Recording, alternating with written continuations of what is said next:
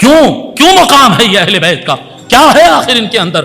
باتیں تو بہت بڑی ہے. اختصار کے ساتھ ایک روایت سنا دیتا ہوں.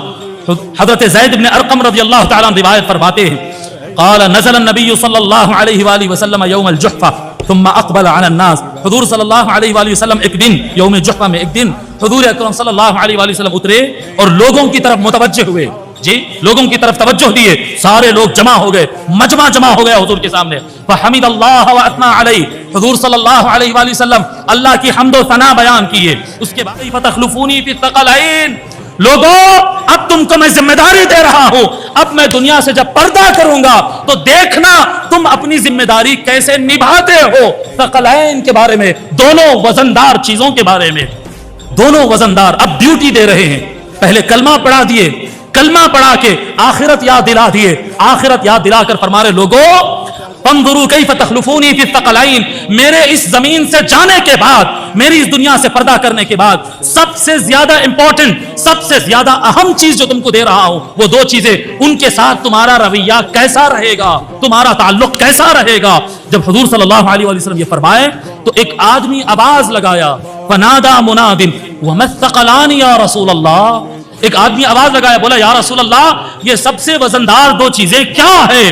فرمایا آقا صلی اللہ علیہ وآلہ وسلم قال کتاب اللہ طرف بید اللہ عز وجل وطرف بایدیکم فاستمسکوا به لا تضلوا. فرمائے دو وزندار چیزوں میں پہلی چیز قرآن ہے, اس کا ایک کونا اللہ کے ہاتھ میں ہے, دوسرا کونا تمہارے ہاتھ میں ہے. قرآن کنیکشن ہے اللہ اور رسول کے, اللہ اور بندوں کے درمیان, اللہ اور بندوں کے درمیان کنیکشن قرآن ہے.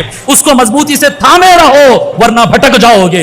قرآن کو اپناؤ, قرآن کو پڑھو, قرآن کو سمجھو, قرآن پر عمل کرو ورنہ بھٹک جاؤ گے. اور فرمائے دوسری وزندار چیز, فرمائے والآخر عطرتی, اور دوسری سب سے وزندار چیز جو تم کو دے رہا ہوں وہ میرے اہل بیت ہے, وہ میرے اہل بیت ہے. یہ کیا ہو رہا ہے؟ اللہ کے وصال سے پہلے کا خطاب.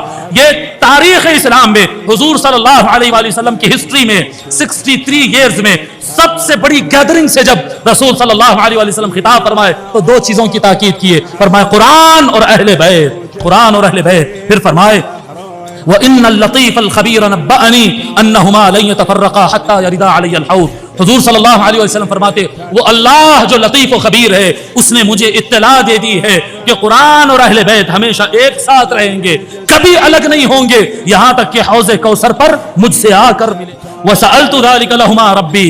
اور فرماتے آقا صلی اللہ علیہ وآلہ وسلم میں اپنے اہل بیت کے لیے یہ دعا کر دیا کہ کبھی میرے اہل بیت قرآن سے دور نہ ہو, قرآن سے دور نہ ہو, قرآن اور اہل بیت ہمیشہ ایک ساتھ رہے. فلا تقدموهما فتهلكوا. فرماتے آقا صلی اللہ علیہ وآلہ وسلم میرے اہل بیت یعنی علی, فاطمہ, حسن و حسین سے آگے بڑھنے کی کوشش مت کرنا, ہلاک ہو جاؤ گے, ہلاک ہو جاؤ گے.